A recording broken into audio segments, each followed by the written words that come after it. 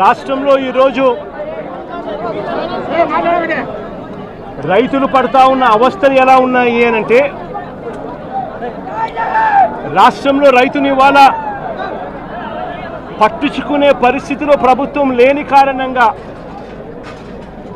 రైతులు ఆత్మహత్యలు చేసుకుంటా ఉన్న పరిస్థితులు మన రాష్ట్రంలో కనిపిస్తూ ఉన్నాయి.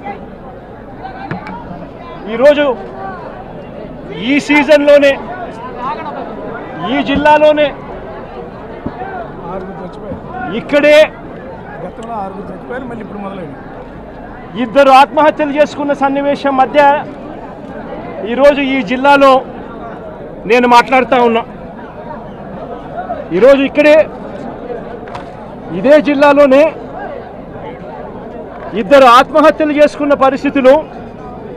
పర్చూరులో ఒక రైతు చనిపోయాడు. గడిచిన శుక్రవారం కొండేపిలో మరొక రైతు ఆత్మహత్య చేసుకున్నాడు. ఇద్దరు రైతులు గిట్టుబాటు ధరలు లేక ఇదే జిల్లాలో రైతాంగం చనిపోయిన పరిస్థితుల మధ్య ఈరోజు నేను ఇక్కడికి వచ్చి రైతులు పడతా ఉన్న అగసాట్లను ప్రభుత్వాన్ని గట్టిగా నిలదీస్తూ ప్రశ్నిస్తూ ఉన్నా. ఈరోజు రైతు పడతా ఉన్న పరిస్థితుల మధ్య ఏ పంటకు కూడా ఈరోజు రాష్ట్రంలో గిట్టుబాటు ధరలు లేవు. వరి ప్రొక్యూర్మెంట్ మొన్న చేశారు. ఏ రైతుకైనా కూడా, ఏ రైతును తీసుకున్నా కూడా కనీసం 300 రూపాయల నష్టానికి రైతు ఎంఎస్పీ కన్నా తక్కువ రేటుకు అమ్ముకోవాల్సిన పరిస్థితిలో ధాన్యాన్ని రాష్ట్ర ప్రభుత్వం కొనుగోలు చేసింది. వరి దగ్గర నుంచి మొదలు పెడితే మిరప, పత్తి, జొన్న, కందులు, మినుములు, పెసలు, మొక్కజొన్న, సజ్జ, రాగులు, వేరుశనగ, అరటి, చీని, పొగాకు, కోకో, ఏ పంట తీసుకున్నా కూడా రైతన్నకు ఈరోజు గిట్టుబాటు ధర రాని పరిస్థితి ఈరోజు రాష్ట్రంలో కనిపిస్తూ ఉంది.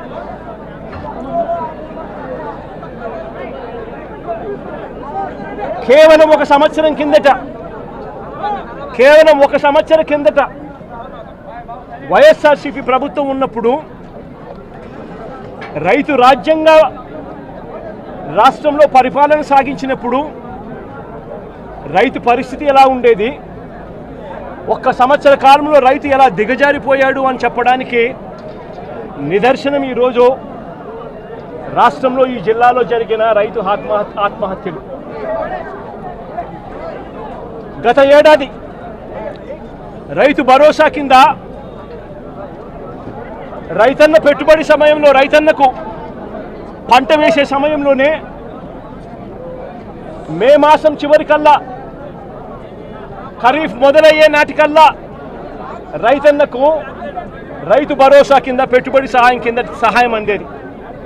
వైఎస్ఆర్సీపీ ప్రభుత్వ హయాంలో, మా ప్రభుత్వ హయాంలో గత ఏడాది రైతు భరోసా కింద అందుతా ఉన్న ఆ సొమ్ము చంద్రబాబు నాయుడు గారు వచ్చిన తర్వాత ఆగిపోయింది.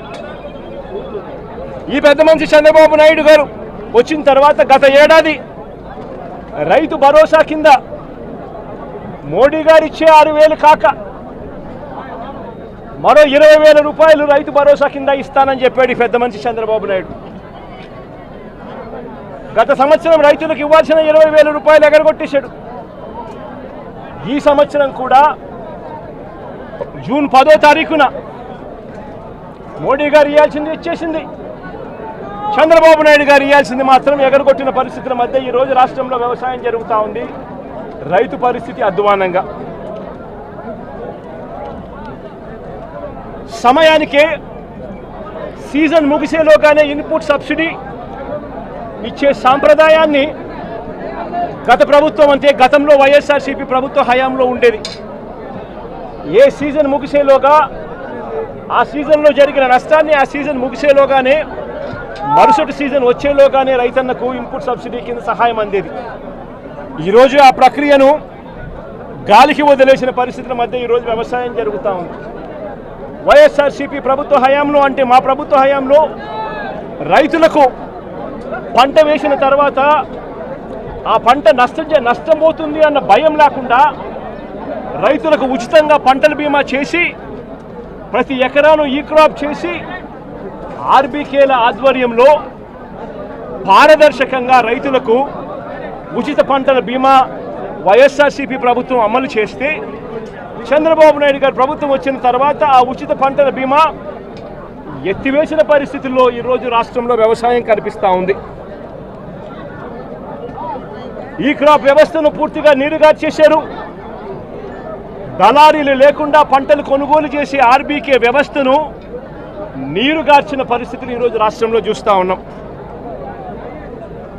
ఎరువులు, విత్తనాలు, పురుగుల మందులు ఇవన్నీ కూడా నాణ్యతను పరిశీలించి నాణ్యతకు ప్రభుత్వమే గ్యారంటీ ఇస్తూ రాష్ట్రంలో ప్రతి రూరల్ కాన్స్టిట్యుయెన్సీలో 146 ల్యాబులు ఏర్పాటు చేసి, కాన్స్టిట్యుయెన్సీకి ఒక ల్యాబును ఏర్పాటు చేసి ఆ ల్యాబులన్నీ అందుబాటులో తీసుకొని వచ్చి విత్తనాలు కానీ, ఎరువులు కానీ, పురుగుల మందులు కానీ ఆర్బీకేల ద్వారానే నాణ్యతకు గ్యారంటీ ఇస్తూ రైతులకు గ్రామంలోనే రైతులకు అందుబాటులో ఉండే పరిస్థితిని వైఎస్ఆర్సీపీ ప్రభుత్వం చేస్తే ఈ ప్రభుత్వం దాన్ని పూర్తిగా గాలికి వదిలేసి ఈరోజు మళ్ళీ రాష్ట్రంలో కల్తీ విత్తనాలు, కల్తీ ఎరువులు, కల్తీ పురుగుల మందుల మధ్య రైతు జీవితం తల్లడిల్లిపోతా ఉన్న పరిస్థితి ఈరోజు రాష్ట్రంలో కనిపిస్తూ ఉంది.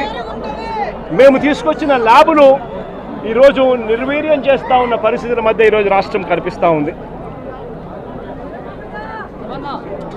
మా ప్రభుత్వ హయాంలో ధాన్యం కొనుగోలు కాక ఆర్బీకేల ద్వారానే దళారీ వ్యవస్థ తీసేసి ధాన్యం కొనుగోలులో ప్రతి రైతుకు కూడా కనీస మద్దతు ధర ఖచ్చితంగా రైతుకు అందుబాటులోకి తీసుకొచ్చే కార్యక్రమం మేము చేస్తూ ప్రతి రైతుకు కూడా ఎంఎస్పి మాత్రమే కాకుండా జిఎల్టీ ఛార్జెస్ కింద అంటే gunny bags, logistics, gunny bags, labour, transport కింద ప్రతి రైతుకు ఎకరాకు 10,000 రూపాయలు అదనంగా మా ప్రభుత్వ హయాంలో, వైఎస్ఆర్సీపీ ప్రభుత్వ హయాంలో ప్రతి రైతుకు కూడా మేము ఇచ్చేవాళ్ళం.